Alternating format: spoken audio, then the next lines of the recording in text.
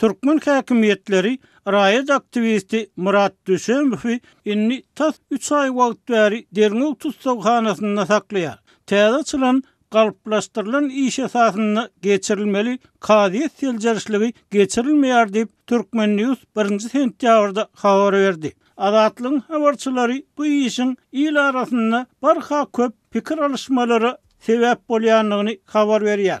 Murat Düşemow aktivistin işini yakından idarlayan neşrin yazmagyna görä, raýat pozisiýasy üçin öňkü berilen 4 ýyl tutsagluk möhletini 12-nji ýylyna tamamlap azatlyga çykmaly. Ýöne muňa derek diňe onuň özünde däl, tutuş maşgalasyna basyş edilýär. Erkek we aýal ogonlarynyň ýurtdan çykmagy gadagan edildi.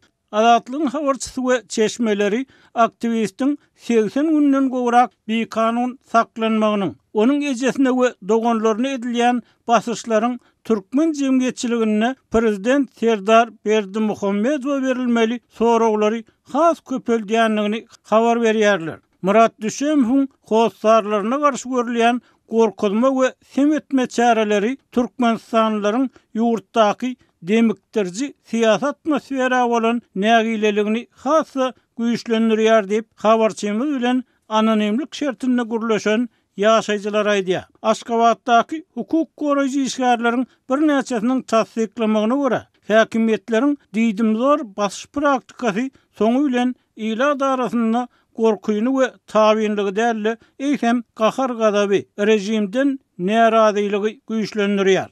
Häzirki ýiti ykdysady krizisiň halkara arenasyndaky dartgyny geosiýasy ýagdaýyň fonunda dowam etdirilýän göz çykgynç siýasy repressiýalar, aralys we basyş çäreleri ilatyň protest meýilli garaýşlaryny hat hem çuňlaşdyrýar. Ýurdun ýapyklygyny, rejimden harbylaryň we epitli emeldaryň hem halk bilen bir hatarda ýadandygyny nazarda tutsak, itilendik ykdysady we jemgyýetçilik uçguny ahir soňy siýasy oda getirip biler.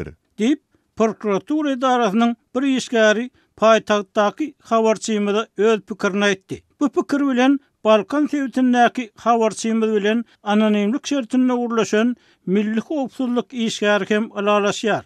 Ýurtda amala aşyrylýan şol sanyny MKM işgärleriniň ýokardan berilen buyruk esasında görýän öz alış çäreleri, hak hukuklaryny talep edýän raýatlara garşy gurulýan provokasiýalar soňu bilen Milli Howpsuzlyk Ministrliginiň işgärleri üçin garşylykly netije döredýär diýip söhbetdeşimiz öz pikirini paýlaşdy. Bize ýokardan prezidentiň we KKS arkadagyň awraýyna şek getirjek hereketleriň öňüni alyň, siýasata garşy gidýän raýatlary ýygnaň diýen ýaly görkezmeler berilýär.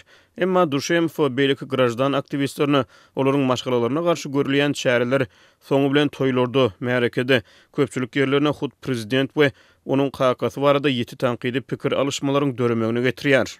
Diýip Balkanly howpsuzlyk işgäri aýtdy. Onuň tasdiklamagyna görä, adamlar ýurtdaky ykdysady kynçylyklaryň fonunda öz hak hukuklaryny sorap çykyş edýän raýatlara bildirýän raýdaşlyklaryny has ýygy-ýygydan dile getirip başlaýarlar. Aktivistler edilýän islenlik basyş şol wagda gönnün ataly ol Berdimuhammedowlaryň siýasatyna bolan nägileligiň güýçlenmegine getirýär. Habarçylarymyz bilen aýry-aýrylykda gurlaşan ýaşaýjylaryň biri bu pikir bilen dol alalaşyp Düşemow onuň maşgalak dalaryna garşy ulanýan repressiýa çäreleriniň ila darasynda MKM ýa-da polisiýa däl, eýsem Berdimuhammedowlaryň siýasatyna bolan nägileligi artdyrýanlygyny tasdik etdi.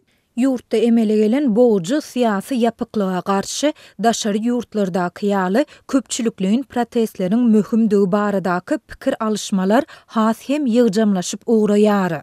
Diýip daşagully intelligensiýa wekili aýtdy. Ilan arasyndaky repressiýa ýadaglygynyň has hem çuňlaşmagy netijesinde ýurt içinde özara raýdaşlyk, duýgudaşlyk arty urady. Siyasi bir perwaýlyk we gorky peselýär diýip azatlygyň habarçysy bilen anonimlik şertinde gurlaşan Aşgabatly ýaşaýjy hem öz pikirini aýtdy. Onuň pikirçe Düşemowa garşy edilýän hüjümler hut halk köpçüliginiň hak hukuklaryna we adam mertebesine edilýän hüjüm hökmüni kabul edilip başlanýanyna meňzeýär.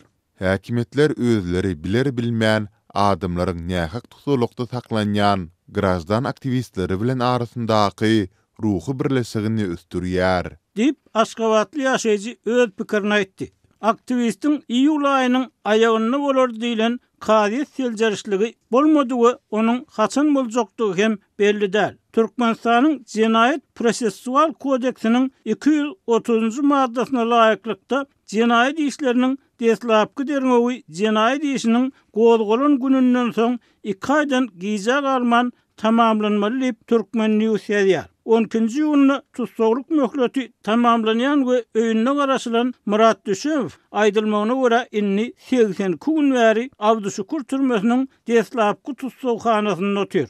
Türkmen News neşriniň ýazmagyna görä Muradyň ejesi Täzeul Mehmedowa 25-nji awgustda günwatarly diplomatlar bilen duguşyp ogluny boşatmakda kömek soramakçy bolýar. Şondan bir güniň 24-nji awgustda gije onuň kwartirasyna 2 sany polisiýa işgär gelýär. Olaryň biri şol ýeriň polisiýa işgäri bolup, häkimet wekilleriniň bu ýere näme üçin gelenlikleri belli däl.